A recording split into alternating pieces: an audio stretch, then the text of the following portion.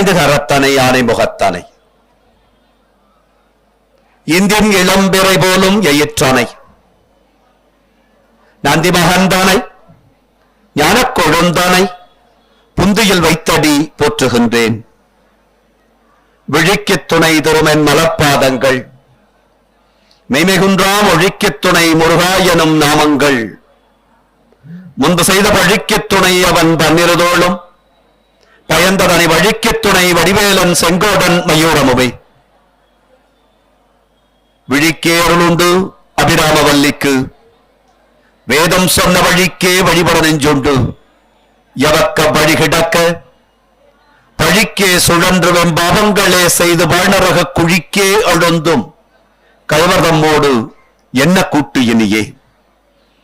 எல்லாம் வல்ல இறை அருள் பிரதோஷம் தோறும் இறைவனை பற்றியும் இறை அடியார்களை பற்றியும் சிந்திப்பதற்கு ஒரு மிகப்பெரிய வாய்ப்பினை வழங்கி இருக்கிறது. இந்த மிகப்பெரிய வாய்ப்பினை வழங்கி இருக்கக்கூடிய குருவருளையும் திருவருளையும் மனமொழி மெய்களால் வணங்கி இந்த நிகழ்வினை மிகச் சிறப்பாக நடத்தி கொண்டிருக்கக்கூடிய ஜி.கே. மீடியாஸ் திருவாளர் ஜி.கே. கண்ணன் அவர்களுக்கும் இதை இணையத்தின் வழியாக கொண்டு சேர்க்கக்கூடிய பெரும் பணியினை ஏற்றிருக்கக்கூடிய திருவாளர் பழனியப்பன், திருவாளர் முத்தையா விஸ்வநாத் ஆகியோருக்கும் ஒளி ஒளி அமைப்பாளர்களுக்கும் வரவில்லை என்றாலும் ஏற்பாடுகளை செய்யக்கூடிய மெய்யன்பர்களுக்கும் திருக்கோயிலுடைய சிவாச்சாரிய பெருமக்களுக்கும் ஆலயத்தினுடைய நிர்வாக பெருமக்கள் அத்துணை பேருக்கும் பணியாளர்கள் அத்துணை பேருக்கும் இருந்து செல்படுத்து நிறைகுறைகளை எடுத்துச் சொல்லக்கூடிய அடியார் பெருமக்களாகிய உங்களுக்கும் மனம் மொழி மெய்களால் நெஞ்சம் நிறைந்த நன்றி கலந்த வணக்கங்களை சொல்லி 2006 முதல் இந்த நிகழ்வு நடைபெறுகிறது என்றால் அதற்கு காரணம் திருவாளர் வேலாயுதம் அவர்கள். இன்றைக்கும் அவர்கள் வந்திருந்து இதை தொடங்கி கொடுத்திருப்பது மிகவும் சிறப்பு, மிகவும் மகிழ்ச்சி என்பதை சொல்லி அவருக்கும் மனம் மொழி மெய்களால் நெஞ்சம் நிறைந்த நன்றி கலந்த வணக்கங்களை சொல்லி, பொதுவா வெள்ளிக்கிழமை என்று பிரதோஷம் அப்படின்னா நான் பல நேரங்கள்ல பதிவு செய்திருக்கிறேன். சார் சனி பிரதோஷம்னா தான் கூட்டம் இருக்கும், வெள்ளிக்கிழமை பிரதோஷம் கூட்டம் இருக்காது அப்படின்னு. சுக்கிரன் ஒரு மனிதருக்கு வாழ்க்கையில 20 ஆண்டு காலம். நீங்க எந்த திசையை எடுத்தாலும் சுக்கிர புத்தி தான் அதிக நாள் இருக்கும். எந்த திசையை எடுத்துக்கிட்டாலும் சுக்கிர புத்தி தான் அதிக நாள் இருக்கும். அப்போ அதிகமா வளத்தை பெறணும், நலத்தை பெறணும்னா வெள்ளிக்கிழமை பிரதோஷம் வழிபாடு செய்யணும். அதுவும் இந்த 8 to 9 இருக்கு பாத்தீங்களா, சுக்கிர ஹோரைனே பேரு. இன்னைக்கு 6:10 சூரிய உதயம். சோ 8:10 9:10 வரைக்கும் என்ன ஹோரை? சுக்கிர ஹோரை. நீங்க அந்த ஹோரையில போய் வழிபாடு பண்ணீங்கன்னா என்ன சார் கிடைக்கும் அப்படின்னா, நிறைய செல்வம் இருக்கு ஆனா அனுபவிக்க முடியலன்னு சொல்றாங்க பாத்தீங்களா. என்கிட்ட நிறைய பணம் காசெல்லாம் இருக்கு சார் ஆனா அனுபவிக்க முடியல அப்படின்னு யாராவது சொன்னாங்கன்னா அவங்களுக்கு எல்லாம் சுக்கிரன் சரியா இல்லைன்னு அர்த்தம். அந்த தோஷம் விலகுவதற்கு நாம வெள்ளிக்கிழமை பிரதோஷத்தை அன்னைக்கு போய் சாமியை வழிபாடு பண்ணணும், அவ்வளவுதான். உடனே என்ன பண்ணணும் சார்? ஒண்ணும் பண்ண வேணாம், நீ போய் நில்லு போதும், அது பார்த்துக்கோ எல்லாத்தையும், அதுக்கு தெரியும். அப்போ சுக்கிரன் வெள்ளிக்கிழமை என்று இருக்கக்கூடிய வழிபாடு சுகத்துக்கு உரியவன் சுக்கிரன். சில பேர் நிறைய கஷ்டப்பட்டு சார் ஒரு கவலம் சோர்த்துங்கிறதுக்கு எவ்வளவு கஷ்டப்பட வேண்டியதா இருக்குது அப்படின்னா அவனுக்கு சுக்கிரன் சரியா இல்லை. சுக்கிரன் நல்லா இருக்கு சார் 20 வருஷம், அந்த தசை வரும்போது பாத்தீங்கன்னா எல்லாரும் அப்படியே செம்மையா இருக்காங்க சார், சுக்கிர தசை சார் அள்ளி கொடுக்குது சார் அப்படிம்பாங்க. அதுதான் வெள்ளிக்கிழமை சுக்கிரவாரம்னு பேரு. சுக்கிர தசை நல்லா இல்லைன்னாலும் சரி, சுக்கிர புத்தி நல்லா இல்லைனாலும் சரி, போய் வழிபாடு செய்தால் போதும். இன்னைக்கு சுக்கிரன் பிரதோஷ வெள்ளிக்கிழமை வந்தா அன்னைக்கு வழிபாடு செஞ்சா போதுமானது. அந்த வழிபாடு செய்யக்கூடிய நாள் இந்த நாள். இது நிறைய பேருக்கு தெரியாததுனால வெள்ளிக்கிழமை பிரதோஷம் நம்ம கிட்ட பிரபலமாகல. சனிக்கிழமை பிரதோஷம் பிரபலமானதுக்கு காரணம் பக்தி இல்ல, எங்க குருநாதர் சொல்ற மாதிரி பயம். சனிக்கிழமை பிரதோஷம் வந்து பண்ணலைன்னா மறுநாள் சனீஸ்வரர் ஏதாச்சும் பண்ணிடுவாருன்னு பயம். அதனால சனி பிரதோஷத்துக்கு கூட்டம் வருது. ஆனா இன்னொரு விஷயம், சனி பிரதோஷம் வழிபாடு செஞ்சீங்கன்னா நிறைய செல்வம் வரும். அந்த செல்வத்தை அனுபவிக்க வேண்டும் என்று உங்களுக்கு ஆசை இருந்தால், நான் சம்பாதிக்கிறேன் சார் அதை நான் அனுபவிக்கணும்னு ஆசைப்படுறேன் அப்படின்னா வெள்ளிக்கிழமை பிரதோஷத்தை அன்னைக்கு சாமியை கும்பிடணும். உங்களுக்கு சுக்கிர தசை நடந்தாலும் சாமியை கும்பிடணும். சுக்கிர புத்தி நடக்குது, எந்த திசையிலையும் சுக்கிர புத்தி நடக்குதுனாலும் சாமியை வழிபாடு செய்யணும் இந்த வெள்ளிக்கிழமை பிரதோஷத்துல. அது சரியா இல்லைன்னாலும் சரி பண்ணிடும். சுக்கிரன் சரியா இல்லை சார் ஆனாலும் சரி பண்ணிடும். இந்த வழிபாடு செஞ்சீங்கன்னா வெள்ளிக்கிழமை பிரதோஷத்துல வழிபாடு செஞ்சா சரி பண்ணும். இன்னைக்கு நாம பார்க்க இருக்கக்கூடிய தலம் வந்து திருப்பாசூர் அப்படிங்கிற தலம். இங்க நம்ம சென்னையில இருந்து ரொம்ப பக்கத்துல, திருவள்ளூர் பக்கத்துல இருக்கக்கூடிய ஒரு தலம், ரொம்ப அற்புதமான தலம். சுவாமி தீண்டா திருமேனி, சுவாமிய தொட்டு பூஜை பண்றது கிடையாது. அப்புறம் இன்னைக்கு ஒரு நண்பர் கேட்டார், அப்புறம் எப்படி அபிஷேகம் தான் பண்ணுவாங்க? அபிஷேகம் தான் பண்ணுவாங்க, அலங்காரம்லாம் எப்படின்னா மேல அப்படியே துண்ட பாவனையா மேல போடுறாங்க, அவ்வளவுதான். பூ அப்படி எடுத்து மேலே இருந்து போடுறாங்க, அவ்வளவுதான். யாரும் தொட்டு பூஜை பண்ணுவது இல்லை, தொட்டெல்லாம் பூஜை பண்றது இல்லை. அது சுவாமி தீண்டா திருமேனி, ரொம்ப அற்புதமான கோயில். வாசீஸ்வரர் அப்படின்னு சொல்றாங்க. ஒரு மன்னன், அந்த மன்னன் இருக்கக்கூடிய பசு கூட்டங்கள்ல ஒரு பசுல மட்டும் பாலே இல்லை. ஏன் பால் இல்ல, அதை கண்டுபிடிக்கணும் அப்படின்னு மன்னன் வந்து பார்க்கிறான். பார்த்தா இந்த இடையன் ஒரு காலில் அந்த பாலை கறந்துடுறானோ, வீட்டுக்கு எடுத்துட்டு போயிடுறானோ அப்படின்னு சந்தேகம். மன்னனே வந்து பார்க்கிறான். அந்த பசு நேரம் அந்த புத்துக்கிட்ட போகுது. அங்க இருக்கக்கூடிய ஒரு புற்று, அது ஒரு மூங்கில் புதர். அந்த மூங்கில் புத்துல பால் நிக்குது, பால் அப்படியே சொரியுது. இத பார்த்த மன்னனுக்கு அங்க என்னவோ இருக்குது அப்படின்னு தெரியுது. புத்த கலைச்சிட்டு வாசிங்கிற ஆயுதத்தை வச்சு வெட்டுறான். அங்க இருக்கக்கூடிய மூங்கில் எல்லாம் வெட்டுறான். வெட்டினா ரத்தம் பீரிடுது.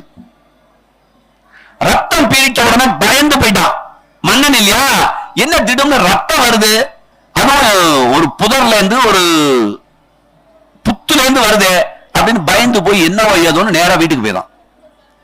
அதுக்கு முன்னால இந்த மன்னனுக்கு என்னன்னா, குறும்பன்னு ஒரு குறுநில மன்னன், அந்த மன்னனோடு சண்டை. அந்த குறுநில மன்னனோடு சண்டை, வரி கொடுக்க மாட்டேன், கப்பம் கட்ட மாட்டேன்னு ஒரு சண்டை. அப்படி வரும்போது அவன் என்ன பண்ணா, காளியை ஏவி விட்டுறான். இந்த சோழ அரசன் மீது காளியை ஏவி விட்டுறான். அந்த ஏவிய காளியை இவன் சிவபெருமானிடத்தில் சொல்லி நந்தியம்பெருமானை சிவபெருமான் அனுப்பி காளிக்கு விலங்கு போட்டு நிறுத்தின ஊரு திருப்பாசூர் என்கின்ற தலம். அதனால ராகு சரியா இல்ல, ஒன்னும் செய்ய மாட்டேங்குது சார், எனக்கு சரியான இடத்துல இல்ல அப்படின்னா நீங்க போய் வழிபாட்டுட்டு வந்தீங்கன்னா ராகு தோஷம் கேது தோஷம் விலகிடும். ரொம்ப அற்புதமான தலங்க. சென்னைக்கு ரொம்ப பக்கத்துல இருக்குது. காலம்பரை போனோம்னா ஒரு 10-11 மணிக்கெல்லாம் வந்துடலாம், தரிசனத்தை முடிச்சுட்டே வந்துடலாம். காளியை விலங்கு போட்டு நிறுத்திட்டாரு நந்தியம்பெருமான்.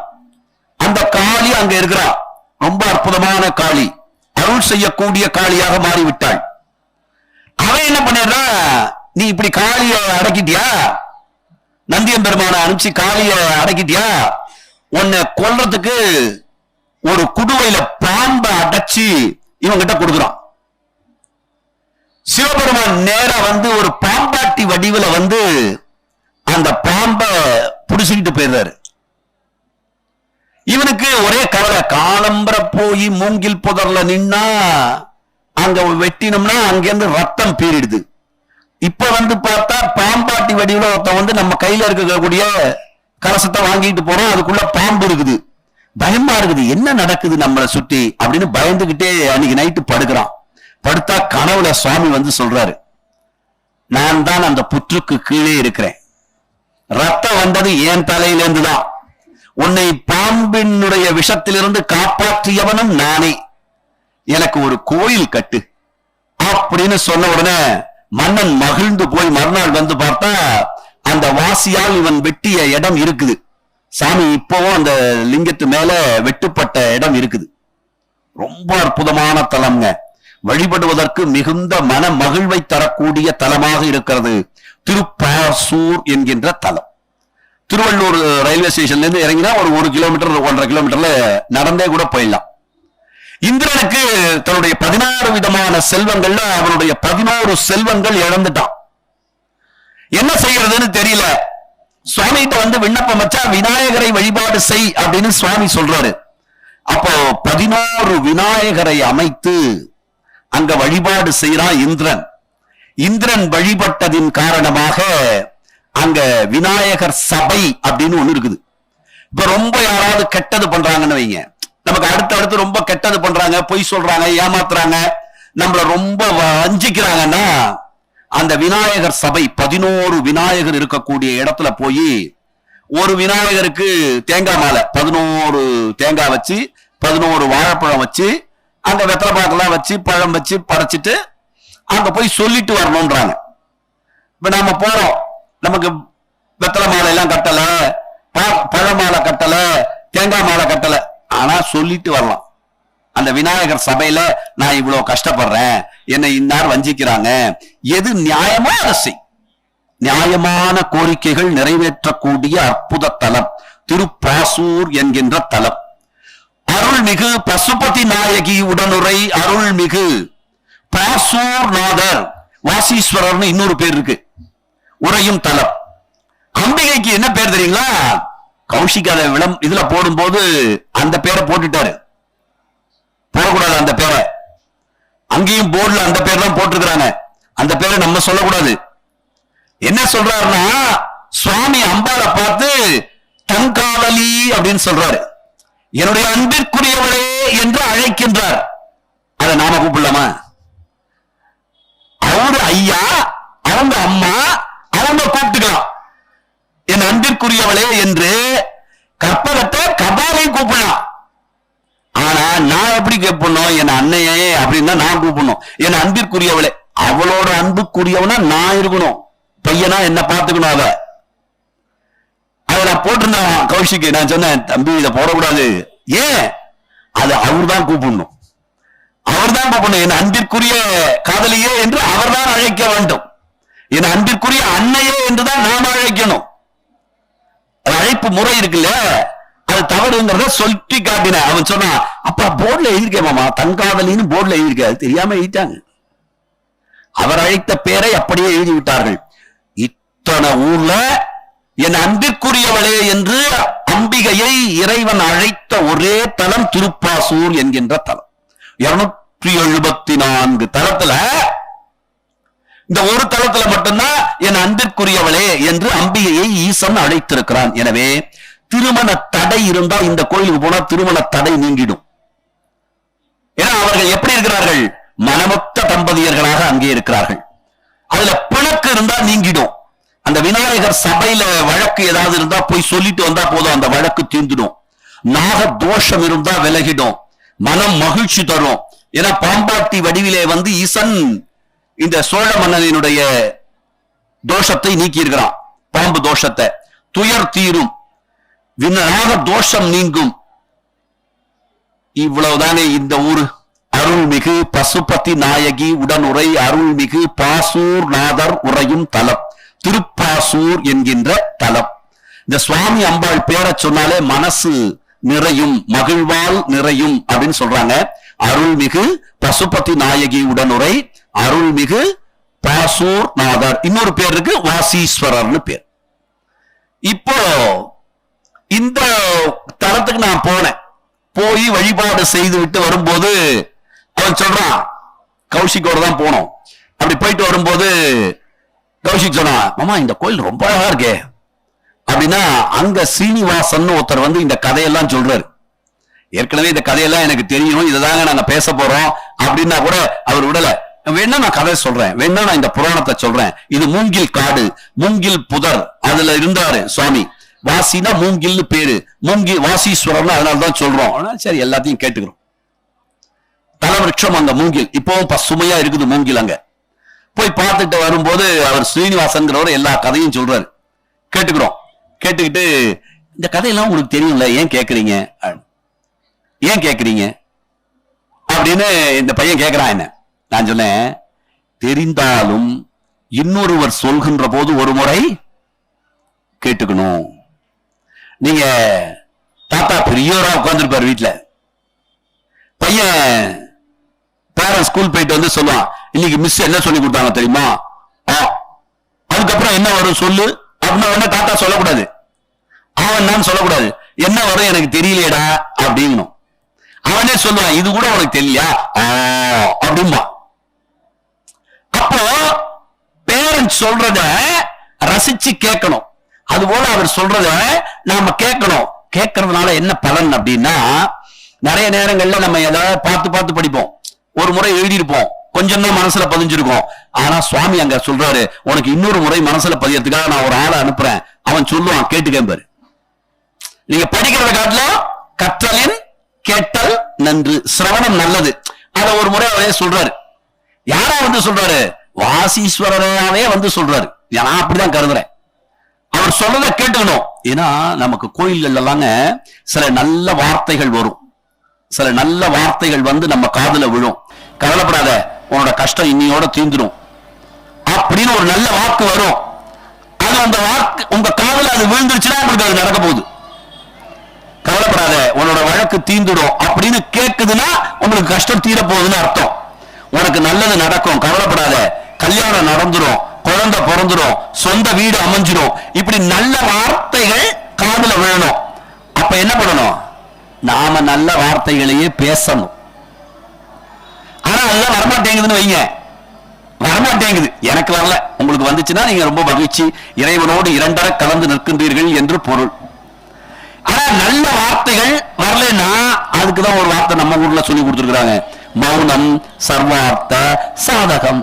மௌனமா இருந்து ஏதாவது ஒண்ணு தப்பா பேசுறதுக்கு மௌனமா அப்படின்னு இல்ல. நீங்க நல்லா இருக்கீங்களான்னு கேட்ட உடனே அவங்களுக்கு தொப்புக்குடின்னு காலை தடுக்கி விழுந்த உடனே ஒருத்தன் வந்தாயா நல்லா இருக்கீங்களான்னு கேட்டாயா காலை தடுக்கி விழுந்துட்டேன்பா, அதுக்கு நம்ம அப்படின்ட்டு போயிடலாம். அது எதுவும் சொல்ல முடியாது பாருங்க, இப்படின்னு கை காமிச்சான்னு சொல்ல முடியாது பாருங்க. ஏன்னா இந்த வார்த்தைகள் இருக்கு இல்லைங்களா, ஒவ்வொரு வார்த்தைக்கும் எக்கச்சக்கமான வலிமை உண்டு. உங்கள் வாக்கிற்கு எக்கச்சக்கமான வலிமை உண்டு. இது சந்தேகமா இருந்துச்சு. ஒருத்தருக்கு பூணூல் போட்டாங்க. பூணூல் போடுறதா தெரியுங்களா? முப்புரை நூல் அணிவிக்கக்கூடிய நிகழ்வு அது நடக்குது. அந்த பூணூல் கல்யாணம் நடக்கும்போது அங்க வந்தவர் காயத்ரி மந்திரத்தினுடைய பெருமையை உயர்வா சொல்றார். உயர்வா சொன்ன உடனே அந்த ஒரு ராஜா வந்திருந்தான். அவன் என்ன பண்ண, இந்த காயத்ரி மந்திரத்தை சொன்னா இவ்வளவு பெருமையா அப்படின்னு உடனே அவன் மந்திரத்தை கேட்டுக்கான். இவங்க சொல்றத அவன் கேட்டுக்கான். கேட்டுக்கிட்டு, இதானே ராஜா, இதானே நான் சொல்லிடுறேன், எனக்கு அந்த சிறப்புலாம் வருமா அப்படின்னா, அதுக்கு உபதேசம் ஆகி இருக்கணும். ஒரு மந்திரம் சித்திக்கணும்னா உபதேசம் ஆகி இருக்கணும். ராஜாவுக்கு உபதேசம் ஆகல.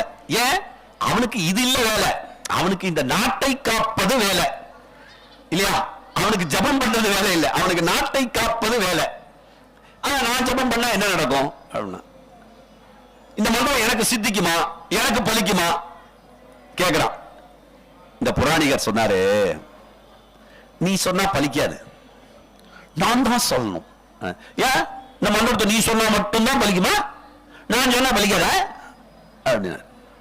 பலிக்காது சார், பலிக்காது. ஏன்? மந்திரம் ஒண்ணுதானே, நீ சொன்னாலும் நான் சொன்னாலும் பலிக்கணும்ல. சொல் ஒண்ணுதான், நீங்க சொன்னா நடக்கும், நான் சொன்னா நடக்காது. நான் இங்க இருந்துட்டு அரசரை பிடித்து சிறையில் அடையுங்கள், இவனை பிடித்து சிறையில் அடையுங்கள்னு அடைச்சிருவாங்களா? ஆனா மன்னர் இவனை பிடித்து சிறையில் அடையுங்கள்னு அடைச்சிருவாங்க. சொல்லுக்கு வல்லமை உண்டு. இன்னொன்னு, யாரை சொல்கிறார்கள் என்பதிலும் வல்லமை உண்டு. யார் வாயிலிருந்து வருது? நீங்க கோயிலுக்கு வரீங்க, நல்லா இருக்குன்னு உங்க வாக்குல காதுல வந்து விழுதுன்னா நீங்க நல்லா இருப்பீங்க. அதனாலதான் கோயிலுக்கு வரும்போது நிறைய நல்ல வார்த்தைகளை பேசணும், நிறைய நல்ல வார்த்தைகளை பேசணும்.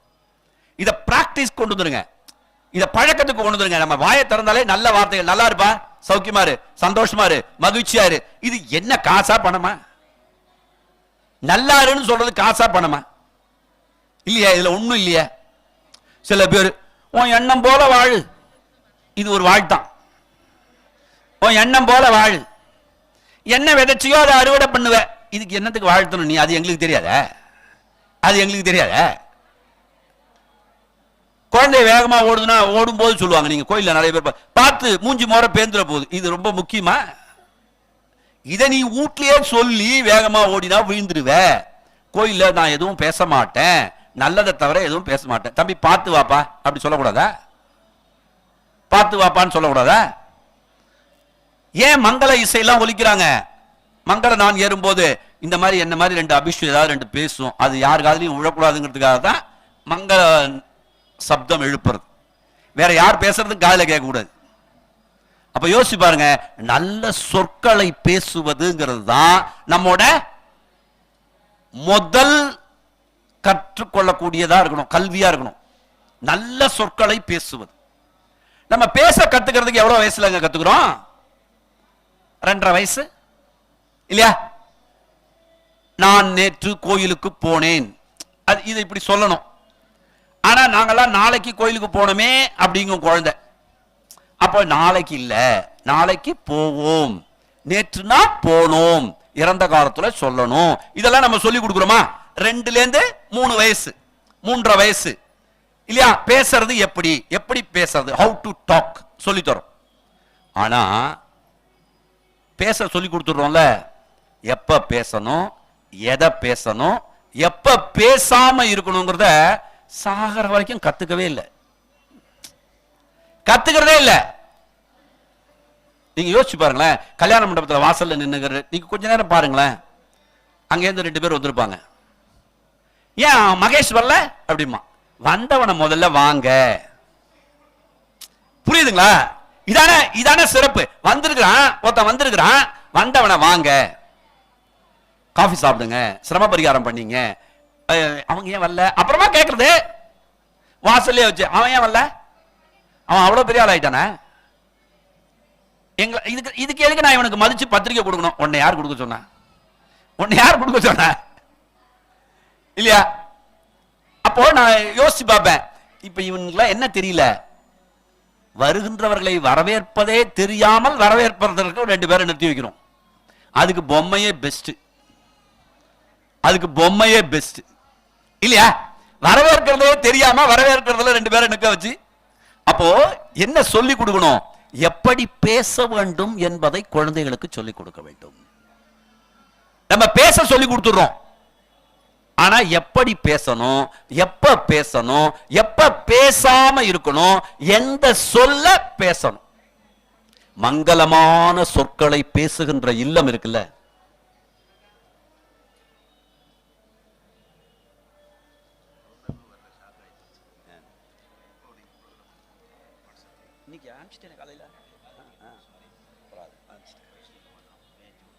சரி.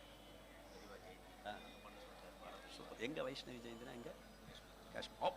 சரி.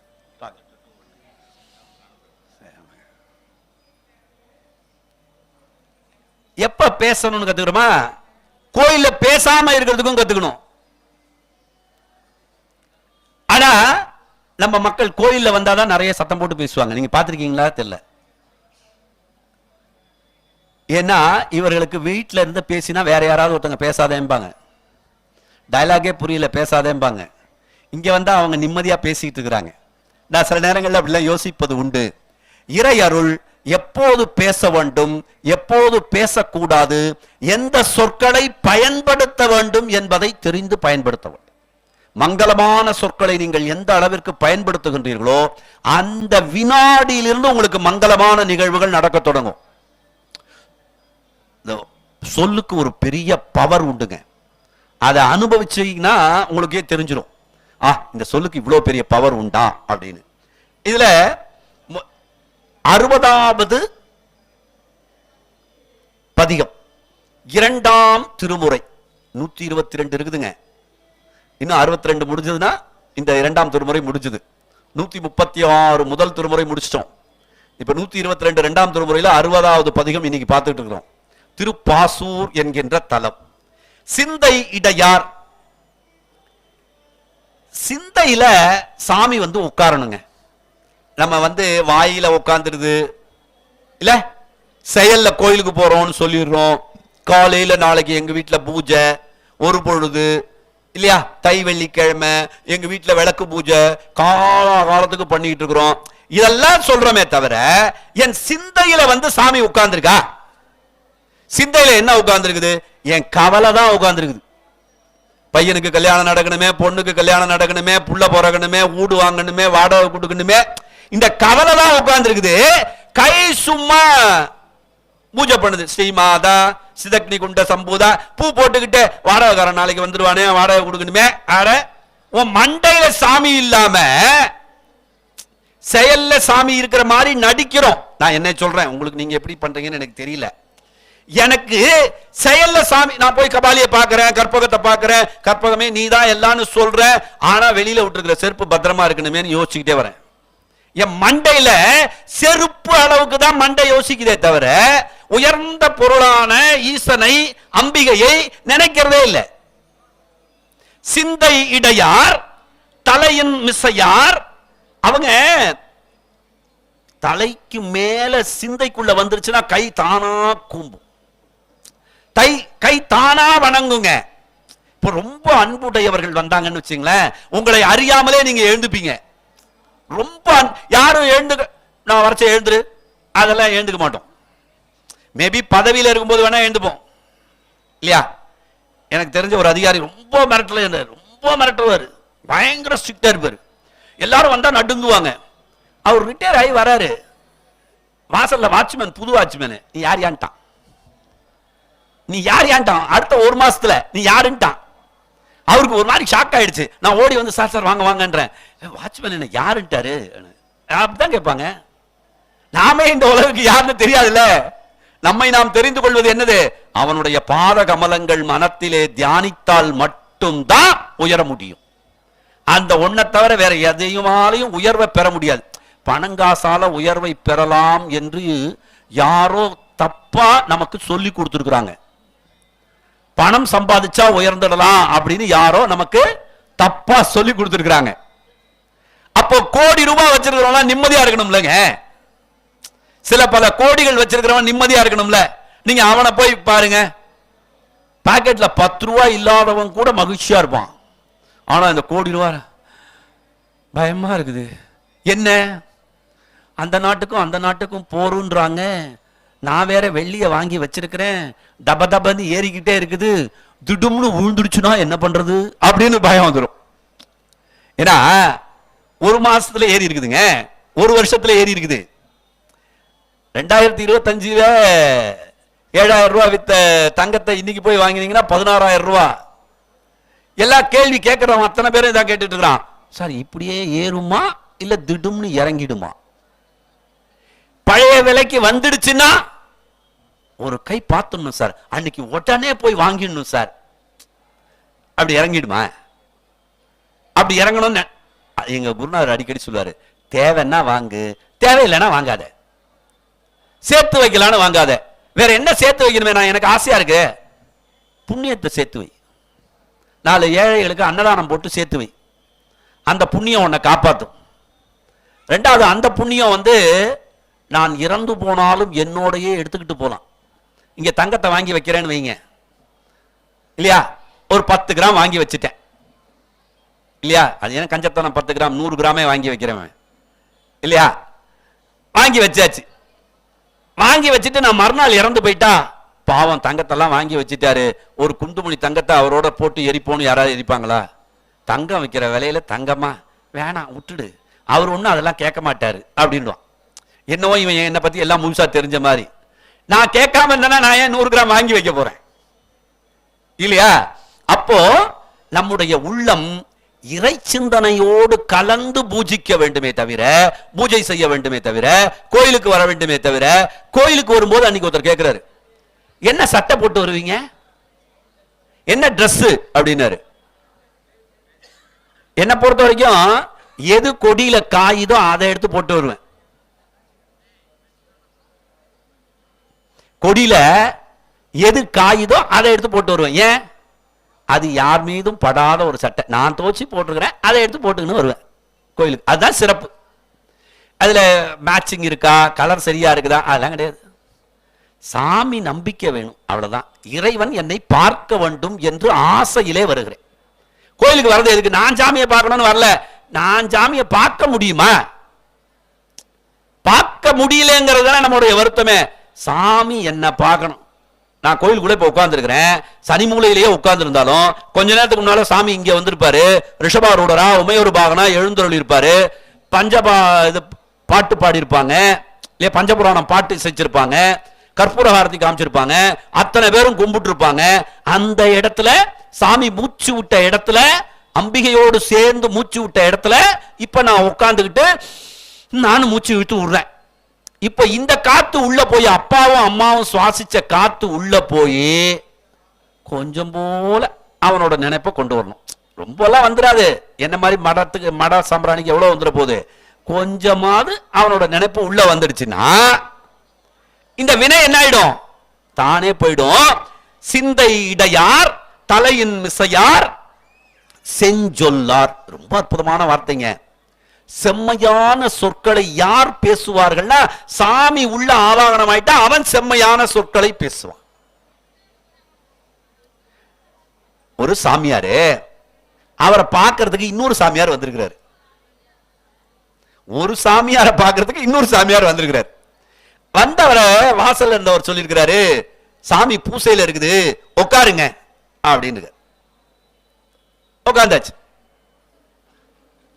பூஜை எல்லாம் முடிச்சுட்டு பிரசாதம் கொடுக்கும் போது அந்த சாமியார் கேட்கிறாரு இந்த சாமியார, சாமி எப்ப வந்துச்சு? நீங்க அபிஷேகத்துக்கு பாலை எடுத்து ஊத்தும் போது பால் கொஞ்சம் தண்ணியா இருக்கு, நாளைக்கு பால்காரர்கிட்ட கேட்கணும்னு நினைச்சீங்கல்ல, அப்ப வந்தேன். நம்மளா தான் என்ன சொல்லுவான், 9:50க்கு வந்தேன், 9:52க்கு வந்தேன், 9:53க்கு வந்தேன். இல்ல, அவர் எப்படி சொல்றாரு பாருங்க. நீங்க சாமிக்கு பால் அபிஷேகம் பண்ணும்போது வந்தேன்னு சொன்னா அதுல ஒண்ணும் சிறப்பு இல்ல. பால் கொஞ்சம் தண்ணியா இருக்குது, நாளைக்கு பால்காரத்தை இது பத்தி கேட்கணும்னு நினைச்சீங்கல்ல, அப்ப வந்தேன். அப்போ இதுக்கு பேர் தாங்க மைண்ட் ரீடிங்னு பேர். ஒருவரை பார்த்த உடனே அவருடைய உள்ளத்துக்குள் என்ன நினைக்கின்றார் என்பதை ஊடுருவி உங்களால் அறிய முடிந்தால் நீங்கள் இறைத்தன்மையோடு இருக்கின்றீர்கள். சிந்தை இடையார் தலையின் மிசையார் செஞ்சொல்லார். நல்ல சொற்கள் உங்க வாக்குல வந்து அமரும். கவலைப்படாத, நல்லது நடக்கும் அப்படின்னு ஒருத்தன் பேசுறான்னா அவன் சாமியை கும்பிட்டு வந்திருக்கான்னு அர்த்தம். என்ன நடக்குமோ தெரியல, எனக்கே பயமா இருக்குது. நம்மளோட சேர்ந்து சில பேர் வீட்டுக்கு லேட்டா வருவாங்க. இப்போ எங்க அப்பா எங்கேயாவது வெளில போயிட்டு லேட்டா வர்றாருன்னா, இறந்து போயிட்டாரு சொல்றேன், என்ன லேட்டா வருவார். எங்க அம்மா நல்லா தூங்கிட்டு இருப்பாங்க. எங்க அண்ணா எழுந்து, என்னம்மா அப்பாவை இன்னும் காணும் அப்படின்னு எழுப்பி விட்டு எங்க அண்ணன் தூங்கிடுவாரு. எங்க அம்மா எழுந்து உட்காந்து கவலைப்பட்டுக்கிட்டு இருப்பாங்க, என்ன இன்னும் அப்பாவை காணும், என்னடா ஆச்சு அப்படின்னு கவலைப்பட்டு. வருவார்மா, வந்தா வீட்டுக்கு தானே வருவார், தூங்குமா அப்படின்னு சொல்லிட்டு நான் தூங்குவேன். ஆனா நல்லா தூங்கிட்டு இருந்த அம்மாவை எழுப்பி விட்டுருவாரு. அப்பெல்லாம் நான் நினைப்பேன், இது என்ன அப்படின்னா அவருடைய கவலையை அவர் என்ன பண்ணிடுறாரு, டிரான்ஸ்பர் பண்ணிடுறாரு. அப்படித்தான் நிறைய பேரு, எனக்கே பயமா இருக்கு, எனக்கே பயமா இருக்கு. பயப்பட்டு என்ன பண்ண போற? சொல்வதால் ஏதாவது செயல்படுமா, நடக்குமா? வீட்டுக்கு ஒரு 10 பேர் வந்துடுறாங்க, 10 பேர் வந்துட்டாங்க, எனக்கு கையும் ஓட காலும் ஓடல, நான் எப்படி சமைப்பேன்னு தெரியல, புலம்புவதால் நடந்துருமா? உடனே சமைச்சுதான் ஆகணும். இல்லைன்னா அட்லீஸ்ட் ஆர்டராவது போட்டாகணும் இல்லையா? யாரும் இப்ப சமைக்கிறது இல்லை, எல்லாம் ஆர்டர் தான். வீட்டுல ஒரு அம்மா வந்திருக்கிறாங்க, மருமக. வந்த உடனே அந்த அம்மா கேட்டுக்கிறாங்க, எனக்கு கொஞ்சம் வெந்நீர் வச்சு தரியா அப்படின்னு. தோ அப்படின்னு உட்காந்து செல்போனை வச்சுக்கிட்டே இருக்குது. என்னம்மா? தோ வெந்நீர் ஆர்டர் போட்டேன், பிளாஸ்க்ல வருது. நம்ம ஒரு பிளாஸ்கை கழுவி வச்சுக்கிட்டா அதை வாங்கிக்கலாம். வெந்நீரே ஆர்டர்ல தான் நடக்குது. எல்லாமே அப்படிதான் நடக்குது. ஏதோ ஒரு பொருள் வாங்குறது இல்ல, இப்ப வெந்நீரே வாங்க ஆரம்பிச்சிட்டாங்க. அன்னைக்கு ஒரு நண்பர் எவ்வளவு ரொம்ப வித்தியாசமான ஒரு விஷயம் சொன்னார் தெரியுங்களா?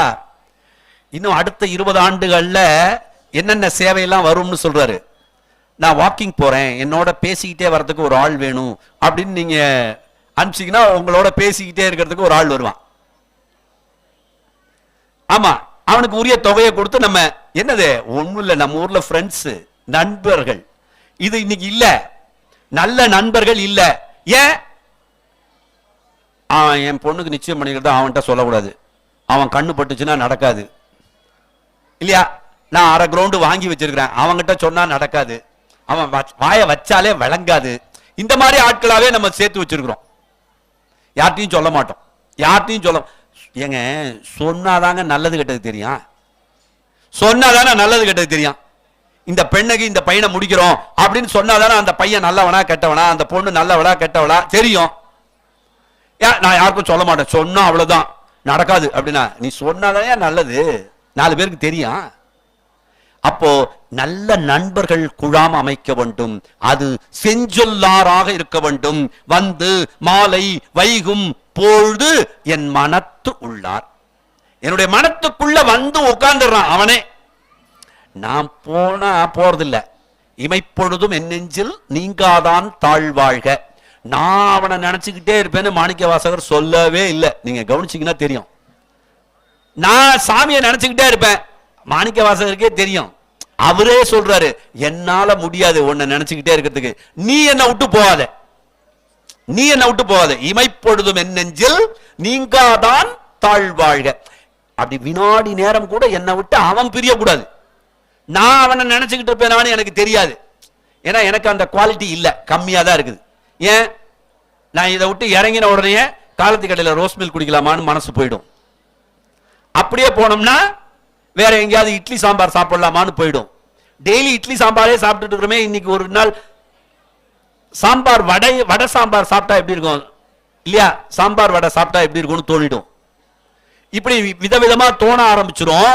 மனசு வந்து தின்னுட்டுமே, எவ்வளவோ தின்னுட்டோம்ல, போதும்னு என்னைக்காவது தோணி இருக்குதா? எவ்வளவோ சாப்பிட்டாச்சு இல்ல, போதும்னு என்னைக்காவது ஒரு நாள் நிறைய சாப்பிட்டேன் போதும். கை கழுவி முடிச்ச உடனே திங்கிறதுக்கு ஏதாவது இருக்காம பசங்க பாத்தீங்கன்னா தெரியும். ஏடா இப்பதான் சாப்பிட்டேன், அது சாப்பிட்டேன், திங்கிறதுக்கு எதுனாச்சும் இருக்குதா அப்படிங்கும். அப்போ எது இருந்தாலும் இறைத்தன்மை கொஞ்சம் கொஞ்சமா குறைஞ்சுக்கிட்டு நமக்கு நாக்கு ருசி அதிகமாயிட்டே வருது, அதிகமாயிட்டே வருதுங்க. நாம நினைச்சுக்கிட்டு இருக்கிறோம் நம்ம என்ன சாப்பிடறானே செய்யறோம் அப்படின்னு, சாப்பிட்றத மட்டுமே செஞ்சுக்கிட்டு இருக்கிறோம், சாப்பிட்றத மட்டுமே செஞ்சுக்கிட்டு இருக்கிறோம். வேற என்ன வேலை இருக்கு பாருங்க. நீங்க அதுவும் வீட்டில் இருக்கிறவங்களை கேட்டு பாருங்க, எவ்வளோ கஷ்டம் தெரியுமா? என்ன கஷ்டம்? சமைக்கிறதா? இல்ல, நாளைக்கு என்ன செய்யறதுங்கிறதே பெரிய கஷ்டமான வேலை. அது பெரிய ஆப்ஜெக்ட்டுங்க. சாம்பார் அதான் நேத்திக்கு வச்சாச்சு, புளிக்குழம்பு அது முந்தா நாள் வச்சாச்சு, வேற என்ன போட்டு வைக்கிறது, அதுல என்ன சேர்க்கிறது, அது சேர்த்தா இவங்களுக்கு பிடிக்காது, இவங்களுக்காக என்ன பண்றது? அப்போ என் மனத்துக்குள்ளாக இறைவன் வந்து விட்டால் அவனுக்கு நான் என்ன படைக்க வேண்டும் என்று யோசிக்கணும். இன்னைக்கு சாமிக்கு என்ன படைக்கலாம், அதை யோசிச்சுட்டு அந்த எச்சத்தை நாம சாப்பிட்டோம்னா இந்த வியாதி குணமாயிடும். மைந்தா மணாளா என்ன மகிழ்வார் ஊர் போலும், அவனை மைந்தானே மணாளனே என்று சொன்னால் மகிழ்ச்சி அடைவான். ஒண்ணும் இல்லைங்க, இது எல்லாமே வழிபாட்டுல எல்லாம் பார்த்திருக்கீங்களா நீங்க? அஷ்டோத்திரம், சகஸ்ரநாமம் இதெல்லாம் என்ன சொல்லுது? போற்றி போற்றி போற்றின்னு சொல்லும், இல்ல சரணம் சரணம் சரணம்னு சொல்லும், இல்ல வாழ்க வாழ்க வாழ்கன்னு சொல்லும். பார்த்திருக்கீங்களா? கண்ணுக்கு தெரியாத சாமியே நாம போற்றினாலும் வணங்கினாலும் வாழ்த்தினாலும் மகிழும் போது கண்ணுக்கு தெரிகிற நம்ம உறவுகளை நம்ம போற்றணும், வாழ்த்தணும் இல்லையா, வணங்கணும். இப்போ நீங்க வரீங்க, வணக்கம் ஐயா வாங்க அப்படின்னு நீங்களும் வணக்கம் ஐயா வாங்கம்பீங்க, நான் அப்படின்னா நீங்களும் அப்படிம்பீங்க. நீங்க நல்லா தானே வணக்கம் வச்சுக்கிட்டு இருந்தான், இவன் என்ன இப்படி கை காட்ட ஆரம்பிச்சுட்டான், ஓ அவ்வளவு தூரம் கொஞ்சம் பணம் கொழுத்து போச்சோ அப்படின்னு ஒரு தோற்றம் வந்துடும். நல்லா இருந்தவன் ஏன் இப்படி ஆகிறான் அப்படின்னு ஒரு தோற்றம் வரும். இப்பெல்லாம் முந்தி மாதிரி இல்லை சார், அவர் இப்படின்ட்டு போறாரு என்னைய பார்த்து, எனக்கு அனுபவம் என்ன, என் அனுபவம் அளவுக்கு அவருக்கு வயசு இருக்குமா, இதெல்லாம் கற்பனை ஆயிடும். நம்ம ஏதோ இந்த கையில ஏதாவது பொருள் வச்சிருப்போம், இப்படின்னு கை காமிச்சிருப்போம், அதெல்லாம் தோணாது. ஆனா நாம என்ன செய்யறோமோ அதுதான் நமக்கு கிடைக்குதுங்க. அதனால முடிந்த வரையிலும் நல்லதையே செய்ய பாருங்கள். அழைக்க மகிழ்பவர். இந்த ஊருக்கு பேர் பாசூர்னு சொன்னேன், பசுமை கூட்டல் ஊர் தான் பாசூர்னு மாறி இருக்குது இலக்கண விதியில, பசுமை கூட்டல் ஊர். அப்போ பசுமையா இருக்கிற ஊரு இந்த ஊரு, நாம போய் வணங்கினா நாமும் பசுமையாயிடுவோம். பேரும் பொழுதும் பெயரும் பொழுதும் பெம்மான் என்று ஆறும் தனையும் அடியார் ஏத்த அருள் செய்வார். ஒரு இடத்த விட்டு இடத்துக்கு போறோம், ஒரு இடத்துல இருந்து இன்னொரு இடத்துக்கு வரோம். இந்த அலையறதே தான் நம்ம பொழப்புன்னு வச்சுங்க. எங்கேயாவது ஒரு இடத்துல அக்கடான உட்காடுறோமா, ஆனா சொல்லுவோம் செவனேன்னு எல்லாத்தையும் விட்டுட்டு சும்மா இருக்கணும்னு ஒரு நாள் நினைக்கிறேன் அப்படின்னு. இருக்கவே இருக்காதே. ரிட்டையர் எனக்கு நண்பர் ஒருத்தர் சொன்னார், நான் ரிட்டையர் ஆனதுக்கு அப்புறம் கோயில் கோயிலா போறேன்னாரு. நானும் ஆஹா அவர் ரிட்டையர் ஆனதுக்கு அப்புறம் கோயில் கோயிலா போவார் போல இருக்குது, நம்ம அவரெல்லாம் அழைச்சி தொந்தரவு பண்ணக்கூடாது அப்படின்னு ரிட்டையர் ஆகி ஒரு 6-7 மாசம் கழிச்சு பாக்குறேன். ஒரு நாள் பஸ்ல 2 கையிலையும் பேக்கோட போயிட்டு இருக்கிறாரு. என்ன சார் ஆச்சு அப்படின்னு. ரிட்டையர் ஆனதுக்கு அப்புறம் கோயில் கோயிலா போலான்னு பார்த்தேன் சார், 1 வாரம் கோயிலுக்குலாம் போலான்னு பிளான் பண்ணேன், ஆனா பணம் பத்த மாட்டேங்குது, பணம் பென்ஷன் பணம் பத்தல, கம்மியா வருது, அதனால வீட்டுல மரியாதை இல்லை, உடனே திரும்ப வேலைக்கு போயிட்டேன். வேலைக்கு போறீங்களா? ஆமா வேலைக்கு போயிட்டு அந்த பணம் பத்தலைன்னு இன்னொரு வேலைக்கும் போயிட்டு இருக்கிறேன். காலையில ஒரு வேலையை முடிச்சுட்டு சாயங்காலம் ஒரு பார்ட் டைம் ஜாப் முடிச்சுட்டு நான் வீட்டுக்கு வரச்சே 9 மணிக்கு தான் வருவேன். அதனால தான் மத்தியான சாப்பாடு சாயங்கால டிஃபனு எல்லாத்தையும் எடுத்துக்கிட்டு 2 பேக், வேலைக்கு போகும்போதாவது ஒரு பேக் தூக்கிட்டு போனாரு, இப்ப ரிட்டையர் ஆயிட்டு 2 பேக் தூக்கிட்டு போறாரு. நான் சொன்னேன் எப்பதான் சார் ஓய்வு அப்படின்னு. ஓய்வே இல்லை சார். நாம சம்பாதிக்க வேண்டும் என்று நினைக்கின்ற பொழுதெல்லாம் நினைவில் கொள்ளுங்கள், நாம செல்வத்தை சேர்த்து கொண்டே இருந்தால் என்றைக்கு அதை அனுபவிப்பது. ஒருத்தன் இந்த குளிர்காலத்துல சுள்ளி பொறுக்கிட்டு இருந்தான், சுள்ளி பொறுக்கி பொறுக்கி கட்டி கட்டி கட்டி கட்டி கட்டி கட்டி வச்சுக்கிட்டே இருக்கிறான். ஒருத்தர் வந்து கேட்டாரு, என்னதுக்கு சுள்ளி பொறுக்கி வைக்கிற? குளிர் காயறதுக்கு. சரி குளிர் காய வேண்டியதானே, இப்ப குளிர் நேரமா தானே இருக்கு, குளிர் காயலாம்ல. சுள்ளி ஆயிடும்ல, எவ்வளவு கஷ்டப்பட்டு சேர்த்து வச்சிருக்கேன், சுள்ளி ஆயிடும்ல. கஷ்டப்பட்டு சேர்த்ததே எதுக்கு? குளிர்காலத்துல அதை பயன்படுத்துறதுக்கு தானே, இல்லையா? நீங்க பார்த்திருக்கீங்களா? நிறைய பேர் நகையை வாங்கி லாக்கர்ல வச்சுட்டு எடுத்துக்கிட்டு வந்தா திருடம் புடிக்கிட்டு போடுவான்னு லாக்கருக்குள்ளே வச்சிருப்பான். அதுக்கு வாங்காமலே பணமாவே வச்சிருக்கலாமே. எதுக்கு நகையை வாங்கி லாக்கர்ல வச்சுட்டு எடுத்தா திருடம் எடுத்துட்டு போடுவான், எடுத்தா திருடம் எடுத்துட்டு போடுவான்னு பயந்துகிட்டே இருக்கணும்? தேவையில்லையா? தேவைக்கு பெறுவோம், தேவைக்கு பெறுவோம். தேவைக்கு இறைவன் கொடுப்பான், தேவைக்கு இறைவன் கொடுப்பான். தேவைக்கு மீறி உள்ளதைத்தான் இறைவன் கொடுக்கிறதும் இல்லை, அதை மகிழறதும் இல்லை. அதை மகிழல, அதை மகிழ்ச்சியா அவன் இறைவன் கொடுப்பதில்லை. இறைவன் மகிழ்ச்சியாக கொடுக்க வேண்டும். பேரும் பொழுதும் பெயரும் பொழுதும் பெம்மான் என்று ஆறும் தனையும் அடியார் ஏத்த அருள் செய்வார். அவனை புகழ புகழ புகழ அருள் கிடைக்குங்க. இது அவனுக்கு மட்டுமில்ல, நம்ம வீட்டில் இருக்கிறவங்களையும் நம்ம புகழ்ந்துகிட்டே இருந்தா நமக்கு அருள் நல்லா செய்ய போறாங்க. நான் பல நேரங்களில் பதிவு செய்திருக்கிறேன். ஒரு ஐயாவுக்கும் அம்மாவுக்கும் தகராறு. அந்த ஊர்ல ஒரு சாமியார் வந்திருந்தாரு. வந்தவர்கிட்ட போய் அந்த அம்மா கேட்டுச்சு, எங்க வீட்டுக்காரு எனக்கு பிடிக்கவே இல்லை, அவரை விட்டு பிரிஞ்சிடலான்னு இருக்கிறேன், அதுக்கு எதுனாச்சும் மந்திரம் இருக்கா அப்படின்னு. அந்த மந்திரம் பலிக்கணும்னா புலியோட பல்லு வேணும். செத்து போன புலியிலே பல்லு எடுத்துட்டு வரக்கூடாது, உசுரோடு இருக்கிற புலிகிட்ட இருந்து பல்லு எடுத்துட்டு வரணும் அப்படின்னு. அதை எடுத்துட்டு வந்துடுறேன்னு இந்த அம்மா. எப்படி? ஒரு நாள் காட்டுக்கு போச்சு, புலி எங்க வரும்னு பார்த்துச்சு. கொஞ்சம் கொஞ்சமா அதோட பழகி ஏதோ சோறு வச்சு, இல்லையா, கொஞ்சம் புளி சோறு வச்சு கொஞ்சம் தயிர் சோறு வச்சு தாஜா பண்ணி அதுகிட்ட பேசி, எங்க வீட்டுக்காரர் என்ன விட்டு பிரியணும்னா புளிப்பல் வேணும்னு சொல்லியிருக்கிறாங்க. ஒரு சாமியார் சொன்னாரு, நீ ஒரு பல்லு தரியான, அதுக்கு என்ன உனக்கு இல்லாத பல்ல, இத்தனை நாள் சோறு போட்டிருக்கிற, அன்பா இருந்திருக்கிற, எடுத்துக்கோன்னு பல்லையும் காட்டிடுச்சு. புலியோட பல்ல எடுத்துக்கின்னு இந்த அம்மா வந்துருச்சு. யாருன்னே தெரியாத காட்டுக்கு போய் ஒரு புலிகிட்ட அன்பா நடந்து அதுகிட்ட பல்ல புடிங்கின்னு வந்துட்ட. யாருன்னு தெரிஞ்சு ஆளு ஒரு ஆளு. இவன் என்ன புலியை விட கேவலமானவனா? அந்த அன்புல 1/2% இவங்கிட்ட காமிச்சா இவன் அன்பா இருந்துட்டு போறான், இல்லையா? நம்ம மக்கள் தேவையில்லை என்பதற்காக எவ்வளவு தூரம் போறாங்க பாருங்க. அதற்கு தேவை என்பதற்காக கொஞ்சம் இறங்கி போனால் போதும், கொஞ்சம் இறங்கி போனா போதும். சுவாமி அவ்வளவு மகிழ்வாரு. ஆறும் தனையும் அடியார் எத்த அருள் செய்வார், ஊரும் அரவம் உடையார். ஊர்ந்து செல்லக்கூடிய பாம்பை அணிகலனாக அணிபவன். நம்மால அணியவே முடியாதுங்க. நாம கட்டிக்கிட்டு இருக்கிற வேட்டியே கொஞ்சம் நழுவிச்சுன்னா நம்மால நடக்க முடியாது, தடுக்கி விட்டுரும். அப்போ அதை இறுக்கி கட்டணும். ஊரும் அரவம் உடையார், ஊறக்கூடிய ஊர்ந்து செல்லக்கூடிய பாம்பினை அணிகலனாக அணிந்திருப்பவன் வாழும் ஊர் போலும். அவன் வாழ்ந்து கொண்டிருக்கக்கூடிய ஊர் பாரின் மிசையார் பாடல் ஓவா பாசூரே. அங்க வேதங்கள் ஒலித்துக் கொண்டே இருக்கின்றன. கையால் தொழுது, கையால வணங்கணும். கைப்பற்ற வேலையே என்ன? நமக்கெல்லாம் எனக்கெல்லாம் தெரிஞ்சது சாப்பிட்றது மட்டும்தான். காலையில என்ன சாப்பிடலாம், மத்தியானம் என்ன சாப்பிடலாம், திரும்ப சாயங்காலம் என்ன சாப்பிடலாம். எதனாச்சும் நல்லா இருந்ததுன்னா ஃப்ரிட்ஜில் வை, காலையில சூடு பண்ணி சாப்பிடலாம். கையோட வேலை என்ன? இறைவனை வணங்குவது மட்டுமே வேலை. மூர்த்தி நாயனார்னு ஒருத்தர் இருந்தாரு. மும்மையால் உலகாண்ட மூர்த்திக்கும் அடியேன்னு பேசுவார் சுந்தரர் திருத்தொண்ட தொகையில. எவ்வளவு பெரிய ஆள் தெரியுங்களா? கை வேலை என்னன்னா சந்தனம் இழைப்பது. மதுரை எம்பதியில இருந்தவர். சந்தனம் இழைப்பது. அப்போ கர்நாடக அரசன் ஒருத்தன் வந்தான். நீ சந்தனத்தை இழைச்சி சாமிக்கு சாத்தி செல்வத்தை பெற்றுடலாம்னு நினைக்கிறியா? சந்தன கட்டையை கொடுக்க மாட்டேன், தடை பண்ணிட்டான். சந்தன கட்டை இல்லைங்க. நம்மள என்ன பண்ணுவோம், சந்தன கட்டை மட்டும் கிடைச்சிருந்துச்சுன்னா நான் இது பண்ணிருப்பேன்.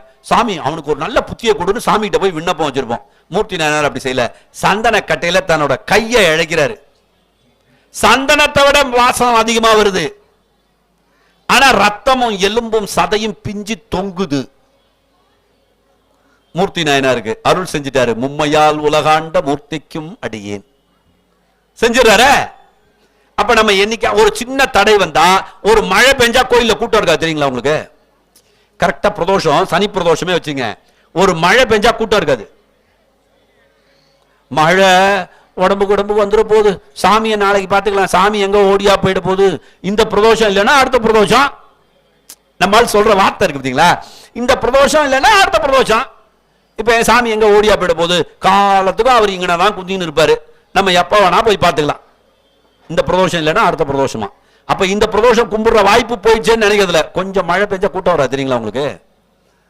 எங்க நண்பர்லாம் சொல்லுவாங்க, நல்ல மழை பெஞ்சா உடனே சுந்தரராமன் கோயிலுக்கு வந்துருவான். நான் கோயிலுக்கு வந்துருவேன். ஏன்னா மழை அடிச்சு பெய்யும்னு அறிவிப்பு வந்துருச்சுன்னா உடனே கோயிலுக்கு வந்துடணும். கூட்டமே இருக்காது. நாமளும் கபாலியும் கற்பகமும் மட்டும்தான் நிம்மதியா தரிசனம் பண்ணலாம். நிம்மதியா தரிசனம் பண்ணலாம். என்ன கொடையை பத்திரமா பார்த்துக்கணும், அது ஒண்ணு இருக்குது. கொடையை வீட்டிலேயே வச்சுட்டு வந்துட்டீங்கன்னா மழையில கொஞ்சம் நனைஞ்சுக்கிட்டே வந்து அம்பாள்கிட்ட உட்காந்து நல்லா கும்பிட்டு போலாம். 108 முறை சுத்தலாம். கொஞ்சம் கூட டைமே ஆகாதுங்க.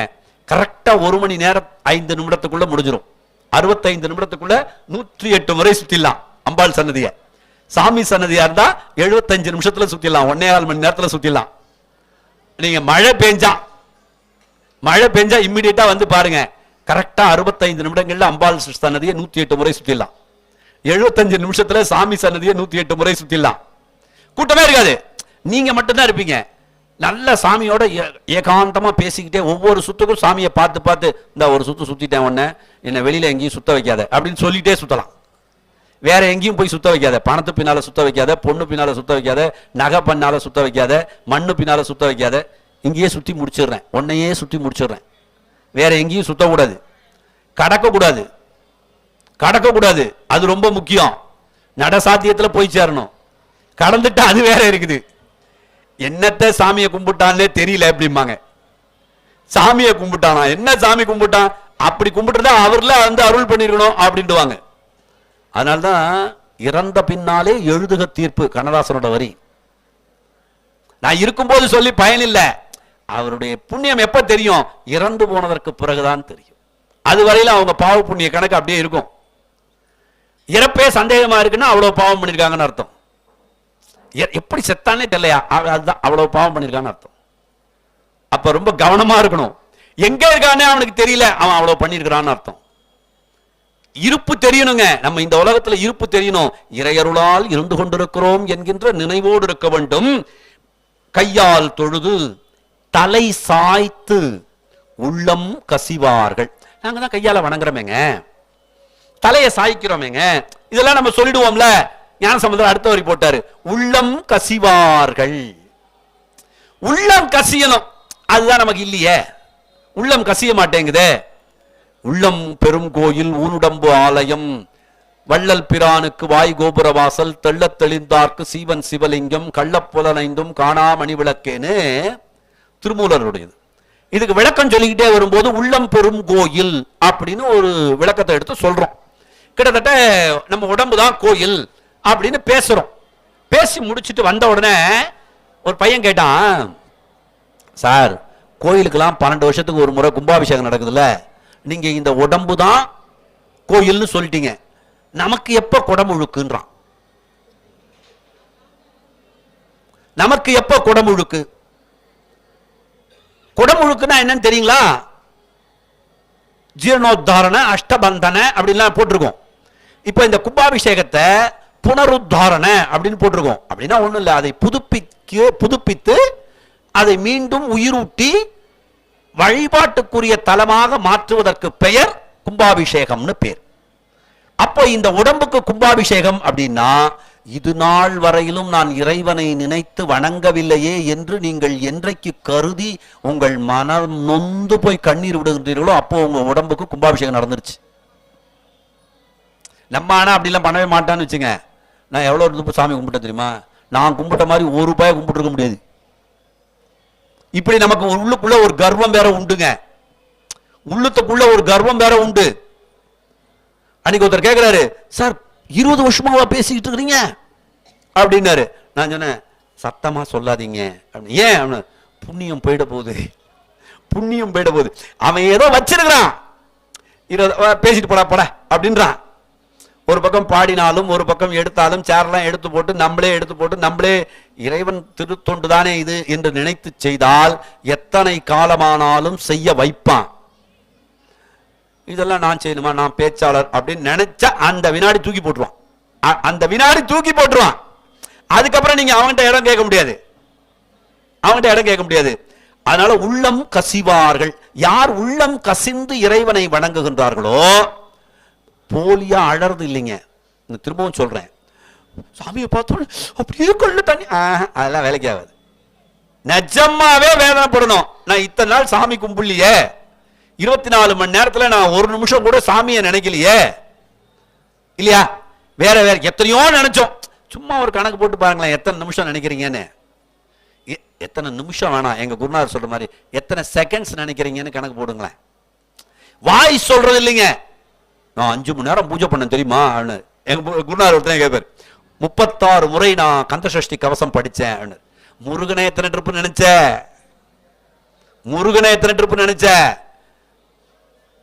36 முறை கந்தசஷ்டி கவசம் படிச்சா இந்த உலகத்துல முதல் ஆளா வரலாம், பகையெல்லாம் போயிடும், அவனை அடிச்சிரும் இவனை அடிச்சிரும். என் பகைவனை நினைச்சுக்கிட்டே தானே நான் 36 முறை கந்தசஷ்டி கவசம் படிச்சேன்.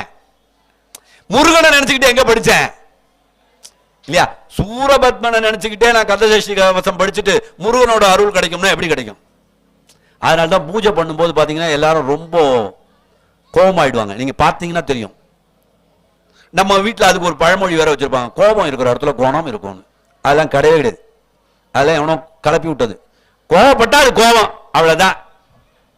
சாணியை மிதிச்சா நல்ல குணம் இருக்கும், அதெல்லாம் கிடையாது. சாணி மிதிச்சா சாணி மிதிச்சதுதான். கோபம் வந்தா அது கோபம் தான், அது தவறான ஒன்றுதான். நீ கோபப்படுவியா, நீ முட்டாள், ஓ அவ்வளவுதான். நான் ரொம்ப கோபப்படுவேங்க அப்படின்னா நீ முட்டாள், ஓ அவ்வளவுதான். ஏன்? கோபப்பட்டு ஒன்றை பெறவே முடியாது, ஒன்றை சாதிக்கவே முடியாது. உங்களுக்கு கோபம் வந்துருச்சு சார், எனக்கு கோபம் வருது சார், உடனே கூட நான் கோபப்பட்டுருவேன் அப்படின்னா நீ ரொம்ப நஷ்டத்தை அனுபவிக்க போற, போ அவ்வளவுதான். உடனே சொல்லிடுங்க, கோபத்தோடு எழுந்திருப்பவன் நஷ்டத்தோடு அமர்வான். அதுவும் பல்ல கடிச்சிட்டு அகங்காரமா கோபம் வருதா, அவ்வளவுதான், முடிஞ்சிருச்சு நமக்கு. இதுக்கப்புறம் இதை விட்டாதான் நமக்கு நல்லது கிடைக்கும். அதை முதல்ல மாத்தணும். அந்த கோபத்தை மாற்றினால் மட்டும்தான் உயர்வு வரும். ரொம்ப முக்கியங்க இது. குழந்தைகளுக்கு இதை சொல்லி கொடுக்கணும். கோபப்படாத, அகங்காரப்படாத, விட்டு கொடு, நீ கெட்டு போக மாட்ட. கையால் தொழுது தலை சாய்த்து உள்ளம் கசிவார்கள் மெய்யார் குறையையும், உடம்புல இருக்கக்கூடிய குறைகளையும் துயர் தீர்க்கும் விகிர்தனார். ஞானசம்பந்தரே பதிவு பண்ணதுங்க. 2ஆம் திருமுறை 60வது பதிகம் 3வது பாடல். துயர் தீர்க்கும் விகிர்தனார், துயரங்களை தீர்க்கக்கூடிய இறைவன். எப்படி தீர்ப்பானா? விகிதாச்சாரம் மாறாமல் தீர்ப்பானா. இப்ப நமக்கெல்லாம் ஒரு துயரம் இருக்குன்னு வச்சுங்களேன். ஒருத்தர் அடிக்கணும், அவன் நம்மளை அடிச்சுட்டான், திரும்ப ஒரு முறை அடிச்சிட்டோம்னா நீ அடிச்சில நான் உன்னை அடிச்சிட்டேன் அப்படின்னு நம்ம ஏட்டிக்கு போட்டி செஞ்சு முடிச்சிருவோம். ஆனா இறைவனிடத்தில் விட்டுட்டோம்னு வைங்களேன், அடிச்சவனுடைய சந்ததியே இல்லாம காலி பண்ணிடும். துயர் தீர்க்கும் விகிர்தனார், அந்த விகிதாச்சாரத்தின் அடிப்படையில் துயரத்தினுடைய சுவடு கூட இல்லாமல் போக்கிடுவாராம். எவ்வளவு முக்கியங்க. நம்ம துயரத்தை எவ்வளவு நாள் சுமந்துகிட்டு இருக்கிறோம், சாமி கிட்ட தராம. சாமி கிட்ட கஷ்டத்தை கொடுத்துட்டோம்னா துயர் தீர்க்கும் விகிர்தன் அப்படின்னா அந்த விகிதாச்சாரம் மாறாமல் துயரங்களை தீர்த்து விடுவான். ரொம்ப அந்த நுட்பம் தெரிந்தவன். ஒருத்தருக்கு கஷ்டம், தெரியாம இருக்கணும் அப்படின்னா அதை காப்பாற்றுவான். கஷ்டம் தெரியாமலே கொண்டு வந்து விடுவான். சார் ரொம்ப கஷ்டம் சார், எப்படி சமாளிச்சேனே எனக்கே தெரியல அப்படின்னு நீங்க சொல்லுவீங்க சில நேரங்கள்ல. அதெல்லாம் இறைத்தன்மை உங்களோடு இருந்து பயணித்திருக்கிறது. அதனாலதான் அந்த கஷ்டத்தெல்லாம் கடந்து வந்திருக்கிறீங்க.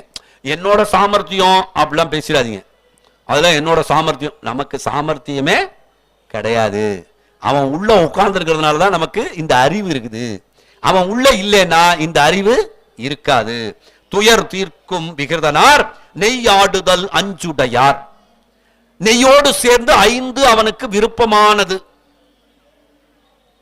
பசுவினால் பெறப்படுகின்ற பால், தயிர், நெய், திருநீரு, கோமேயம், இது எல்லாமே அவன் இறைவனிடத்தில் பசுவிடத்திலிருந்து பெறப்படுகின்ற 5 கொண்டு அவன் ஏற்றுக்கொள்கிறான். 5 ஏற்றுக்கொள்கிறான்.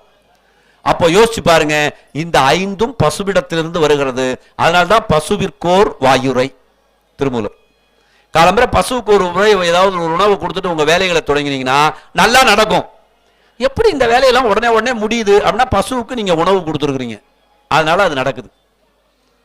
மனிதனுக்கு உணவு கொடுக்கிறது ஒரு விதம், பசுவுக்கு உணவு கொடுக்கிறது, பறவைகளுக்கு உணவு கொடுப்பது, இதெல்லாம் ரொம்ப உயர்ந்த புண்ணியம்ங்க.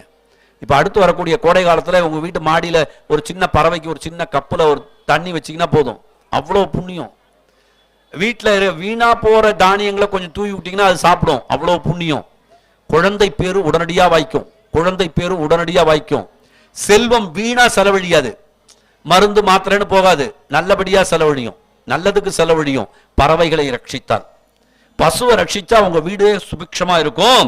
நெய்யாடுதல் அஞ்சுடையார் நிலாவும் ஊர் போலும் பைவாய் நாகம் கோடல் ஈனும் பாசூரே.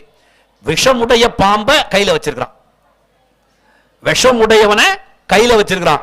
அவன் எதுக்கு வச்சிருக்கிறான்? நம்மளெல்லாம் பயமுறுத்துறதுக்கா? இல்ல, நம்ம கிட்ட இருக்கிற விஷம்லாம் இல்லாம நம்மை பாதிக்காமல் பாதுகாப்பதற்காக அவன் அதை கையில் வைத்திருக்கிறான். பொங்கு ஆடு அரவு புனலும் சடை மேல் பொலிவு எய்த. பொங்கக்கூடிய கங்கையினை தலையில் வைத்திருக்கிறான், அரவத்தை தலையில வச்சிருக்கிறான், சந்திரனை தலையில வச்சிருக்கிறான். பொங்கு ஆடு அரவும் புனலும் சடை மேல் பொலிவு எய்த, இதெல்லாம் வச்சிருக்கிறானே. ஒண்ணுக்கு ஒண்ணு பகை, சந்திரனுக்கும் பாம்புக்கும் பகை. தண்ணிக்கும் தலையில வச்சா நிக்காது, அதை தலையில நிறுத்தி வச்சிருக்கிறான். இப்படி ஒன்றுக்கொன்று பகையாக இருப்பதை நிறுத்தி வைத்து பொலிவு எய்த. கொங்கார் கொன்றை சூடி வில்வமாலையை சூடி கொன்றை பூவை சூடி என் உள்ளம் குளிர்வித்தார். அர்த்தம் இருக்கு பாத்தீங்களா? நம்ம ஊர்ல குளிரச் செய்தல்னு பேர். விளக்க அணைச்சிருன்னு யாரும் சொல்ல மாட்டாங்க, விளக்க குளிர்விச்சிரு அப்படிம்பாங்க, குளிரச்சை அப்படிம்பாங்க. அப்படின்னா என்ன அர்த்தம்?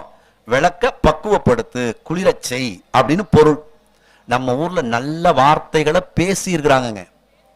கையில சில்லறை இல்லைன்னா சில்லறை இல்லைன்னு சொல்ல மாட்டாங்க தெரியுங்களா? என் பேக்ல சில்லறை நிறைஞ்சி இருக்குது, உங்ககிட்ட ஒரு 10 ரூபாய்க்கு சில்லறை இருந்தா கொடு அப்படிம்பாங்க. நிறைஞ்சி இருக்குது இருந்தா கொடு அப்படிம்பாங்க. செயின் எங்கேயாவது விலகிடுச்சுன்னு வைங்க, பிரிஞ்சிடுச்சு அப்படின்னா செயின் அருந்துடுச்சுன்னு சொல்ல மாட்டாங்க, செயின் பெருகிடுச்சும்பாங்க. பெருகிடுச்சு. சொற்கள் எவ்வளவு வல்லமை உடையது தெரியுங்களா? நமக்கு தான் காலப்போக்கில் அந்த சொற்களினுடைய சுவை தெரியாமல் நான் என்ன உடஞ்சிச்சுன்னா உடஞ்சிச்சுன்னு தானே சொல்லணும் அப்படின்னு இருக்கிறோம், இல்லைன்னா இல்லைன்னு தானே சொல்லணும் அப்படி சொல்லக்கூடாது. அதை ரொம்ப அற்புதமா சொல்லணும். நிறைய இருக்குது. உப்பு இல்லைன்னா உப்பு இல்ல போடலன்னு சொல்ல மாட்டாங்க, உப்பு நிறைஞ்சிருக்குது அப்படிம்பாங்க. அப்படின்னா வாங்கிட்டு வரணும்னு அர்த்தம். காப்பி பொடி நிறைஞ்சிருக்குது, நாளைக்கு வரச்சே வாங்கிட்டு வந்துருங்க அப்படின்னா, நீ தான் நிறைஞ்சிருக்குன்னு சொன்னீங்க அப்புறம் ஏன் வாங்கிட்டு வான்னு சொல்றேன்னு கேட்கக்கூடாது. நிறைஞ்சிருக்குன்னா இல்ல வாங்கிட்டு வரணும் அப்படின்னு பொருள். அப்போ நல்ல மங்களமான சொற்களை பேச பழகணும். இந்த சொற்கள் மங்களமா இருந்தா நல்லது. உள்ளம் குளிர்வித்தார். ஞானசம்பந்தர் சொல்லி காட்டுறாரு, தம் காதலியும் தாமும், தன்னுடைய காதலியும் அவனும் வாழும் ஊர் போலும். சொன்ன பார்த்தீங்களா? தம் காதலிங்கிற வார்த்தை ஞானசம்பந்தர் பயன்படுத்துறாரு. தம் காதலியும் தாமும் வாழும் ஊர் போலும். அவங்க 2 பேரும் இணை பிரியாமல் வாழக்கூடிய ஊர் பைங்கான் முல்லை பல்லரும்பு ஈனும் பாசூரே. முல்லைப்பூவும் அரும்புகள் பூத்து குலுங்குகின்ற திருப்பாசூர் என்கின்ற தலம்.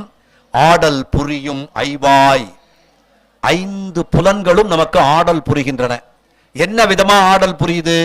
மனசு ஒரு பக்கம் அது பாட்டுக்கு மேயுது, கண்ணு ஒரு பக்கம் அது பாட்டுக்கு மேயுது, வாய் ஒரு பக்கம் அது பாட்டுக்கு மேயுது, காது ஒரு பக்கம் அது பாட்டுக்கு மேயுது. இந்த ஐம்புலனும் எதுக்கு கொடுத்து அனுப்பிச்சான்? சாமியை கும்பிடுறதுக்கு கொடுத்து அனுப்பிச்சா நம்மாலு ஜாலியா சுத்தின்னு இருக்கிறான். ஜாலியா மார்கழி மாசமா கச்சேரியா கேளு, இவர் நல்லா பாடுறாரு, அவர் நல்லா பாடல, இவர் ஆலாபனம் பண்றாரு, இவர் தனியாவர்த்தனை வாசிக்கிறாருன்னு இதே பண்ணிட்டு இருக்கிறான். சாமியை நினைக்கிறது இல்ல. இந்த கச்சேரியெல்லாம் வந்தாலுமே நீங்க யோசிச்சு பாருங்க, எங்க குருநாதர் அடிக்கடி சொல்லுவாரு, கோயிலுக்கே வந்தாலும் கூட சாமியை தரிசனம் செய்யாமல் செல்கின்ற மலர் மாலைகளை போல நிறைய பேர் வரான், கச்சேரி கேட்கிறான், போயிடறான். இப்ப இன்னும் கச்சேரியில எல்லாம் இன்னொன்னு ஸ்பெஷல் ஆயிடுச்சு தெரியுங்களா? யாரு கச்சேரி கேட்கறதுக்கு போறது இல்ல, யார் சமையல் அங்க நேரா போறான், இவன் கேண்டீன்ல உட்காந்து பாட்டு அது பாடிட்டு அவர் பாடட்டும் நம்ம சாப்பிடுவோம், சாப்பிட்டு வந்துடுறான். இவன் கச்சேரிக்கும் போறது இல்ல அங்க. ஆமாங்க, போய் சொல்லல, நீங்க வேணா போய் பாருங்களேன். நேரா வந்து கேண்டீனுக்குள்ள நுழைஞ்சு சாப்பிட்டுக்கு வந்துடுவான். நான் அன்னைக்கு ஒரு நிர்வாகிகிட்ட பேசிட்டு இருக்கும்போது அந்த நிர்வாகி சொன்னாரு, பாட்டுக்கெல்லாம் கூட்டம் வரமாட்டேங்குது சார் மத்தியான நேரத்தில், ஆனா 3 மணிக்கு டிஃபனுக்கு நிறைய கூட்டம் வந்துருது. நாங்க இனிமே வேற ஒண்ணு வச்சிருக்கிறோம், பாட்டு கேட்கிற இடத்துல தான் இந்த டோக்கன் எல்லாம் இஷ்யூ பண்ணணும்னு வச்சிருக்கிறோம் அப்படின்னா. திருப்பதியில அப்படி பண்ணிட்டு இருந்தாங்க கொஞ்ச நாள். உங்களுக்கு எத்தனை பேருக்கு தெரியும்னு தெரியாது. உணவு டோக்கன் வந்து திருப்பதிக்கு உள்ளதான் கொடுப்பாங்க, பிரகாரத்துல தான் கொடுப்பாங்க. இப்பதான் அதுக்கப்புறம் அதை வெளியில யார் வேணாலும் சாப்பிடலாம்னு ஆக்கிட்டாங்க. முன்னால அப்படி கிடையாது. சாமி பார்க்குற அந்த பிரகாரத்துல தான் அந்த உணவுக்கான டோக்கனை தருவாங்க. அந்த டோக்கனை வாங்கி சாப்பிட்டு இருந்தீங்கன்னா உங்களுக்கு தெரியும், வாழ்நாளில் நோய் என்பதே அண்டாது. வாழ்நாளில் நோய் என்பதே அண்டாது. ஆனா போக முடியாதுன்னு வச்சுங்க. இப்ப இருக்கிற கூட்டத்துக்கு நீங்க போய் சாப்பிட்டு வெளில வர முடியாது. ஒரு 1.5 மணி நேரம் ஆயிடும். 12 மணிக்கு நின்னீங்கன்னா 2:30 மணிக்கு 3 மணிக்கு வரலாம். ஆனா வாழ்நாளில் நோய் என்பதே அண்டாது. அவங்க எடுத்துக்கிட்டு வர சாப்பாட்டை பார்த்தாலே நமக்கு வயிறு நிரம்பிடும். அப்படி கங்காளத்துல எடுத்துக்கிட்டு வரும்போதே நிரம்பிடும். நீங்க இலவசமா இருக்கிறத நம்ம நாட்டில் ரொம்ப கேவலமா நினைச்சுட்டு இருக்கிறோம். அது இறையருள் என்பதை நினைவில் கொள்ள வேண்டும். நல்லதுக்கு காசு பணமே செலவு பண்ண வேணாம் தெரியுங்களா? கோயிலுக்கு வரணும், காசு பணமே செலவு பண்ண வேணாம். காசு பணமே செலவு பண்ண வேண்டாம், கோயிலுக்கு வரணும். சுத்துறீங்க, காசு பணமே செலவு இல்லாம ஆரோக்கியம் கிடைச்சிரும்.